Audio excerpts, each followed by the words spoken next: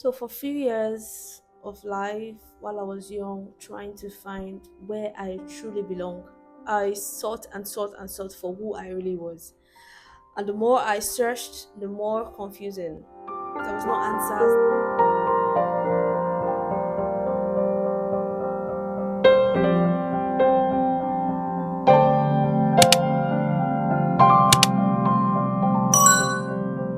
Hello everyone, welcome. In this video, I'm going to be sharing with you a deep personal experience. And I would have said this long ago, but I have not really disclosed it on this page. And I said today I have to disclose this. I have to use opportunity to share. It's kind of a mixed feeling of various kind of emotion, but regardless, I'm pretty glad I'm able to share this with you all. So growing up as a child, it's been like crawling to walking to talking. When everyone is being born, they don't really know what's happening in the world until a certain level of growth. So that was the same shoe I found myself. At the point I began to sort to find who I truly was. And at that point, it had nothing to do with career choice and all of that. It's just who I am, whose identity I am, whose child I am. And then in African homes, we usually say that sometimes there's a way you be treated at home and you be questioned, are these people really my parents? And somehow I'd experienced that, but not even just that. Because aside that thing that happens in African homes, I myself could not find my real identity. At some point, I was like, who am I for real? Are these people really my parents? But nothing raised the eyebrow. The love was there, the care was there, everything, the attention was there. And to God will have it, like I even looked like them.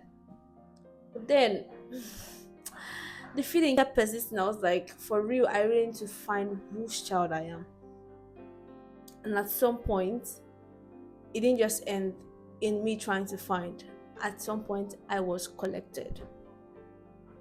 I was collected. Not even, not exactly willfully. I was collected. Something happened, and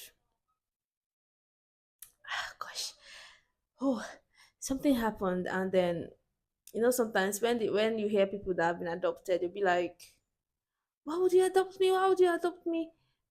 Meanwhile, some persons will be so grateful, especially if they've seen in movies how children in the orphanage homes and all of that were. But my own case was that I wasn't in the orphanage. I wasn't. I was born and raised at home. So where is the adoption coming from? So like what was the need for the adoption? Like why the adoption? So I was like, what? I didn't even really ask for this. I don't understand what is going on here. I couldn't place my hand on anything. I don't understand what is happening here. What exactly you guys should explain, because at this point I don't know what is going on. And funny enough, I had to have another parent. But this parent I'll call father. I had to have another father. Not a grandfather, but another father completely. And this happened like some years back when I was around 13 or thereabout. At that point, I knew that my parents could do everything for me. Who would have known to be my parents from when I was a child, from when I was born? Could do everything for me, everything in their power to protect me, to care for me, to be there for me, to be the ideal parent. And I give a good shout out to them. But then something was missing. Something was really, really missing. They could do everything for me, but something was missing. So someone had to step in. Someone had to step in. And then when I was 13 plus, at that moment I said, if I continue just under this parenting, they are going to get exhausted. They are going to get tired of me. And they cannot cover for everything that I needed as a human. So at that point, I had to key into the adoption. But this time, not with a father that I had seen. I hadn't seen him before. I hadn't seen him before. I've only heard about him. I hadn't seen him before. And that was what made it more crazy. Because why would you want to leave your what you're seeing to what you're not seeing? But then tracing it back to when I was from the years below 13, we've been hearing about this father over and over and over. It's like, who is this father? I need to know this father for myself. I didn't just go to the father alone. The father came to me and took me as his child. And this father is no other person but Jesus Christ. It's been an amazing journey ever since Jesus became my father. That was since when I was 13. At that point, I knew that I didn't understand my life.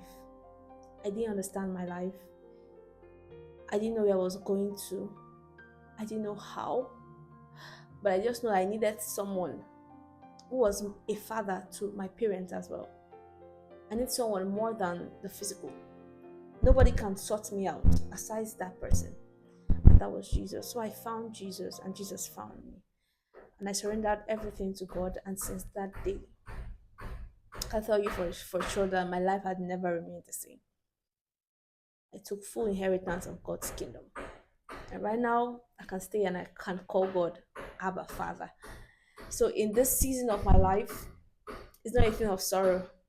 It's not a thing of by force. It's not a thing of my will was counted. It's a thing of I am rejoicing that I am a part of those who can call God their father and God can call them their child. So this is my story of adoption. Today marks Easter and I'm happy. I'm blessed. I'm privileged to be among those who are ideally celebrating this Easter. Not by occasion, but having an in-depth understanding that the reason for the celebration is dwelling right in my heart. And that is why I've come this day today to share this with you all. I was adopted for real. So right now I've got two fathers, my earthly father and my heavenly father. So I'm fully covered, fully backed up. Nothing can mess around with me. Nobody can mess up with me because I have full backup. I have every privilege. I have everything, every access because I have two fathers.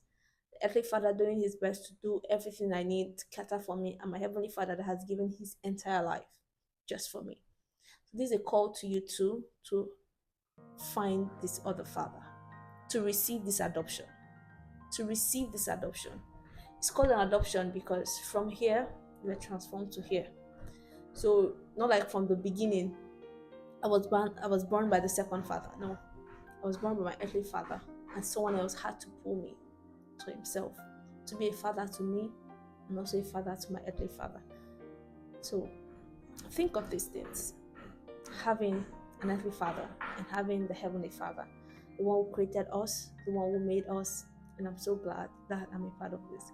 And I want you to join in this to have a father who cares for you, who provides for you, who looks after you, who calls you his own. That at the scream of your voice, at the whisper of your voice, he's there to attend to everything. Thank you so much for watching. Kindly hit the subscribe button, leave a comment, and I want you all to celebrate with me because this is Easter and I'm celebrating the finished work of my father that died and who rose again. Thank you. See you in the next video. Bye.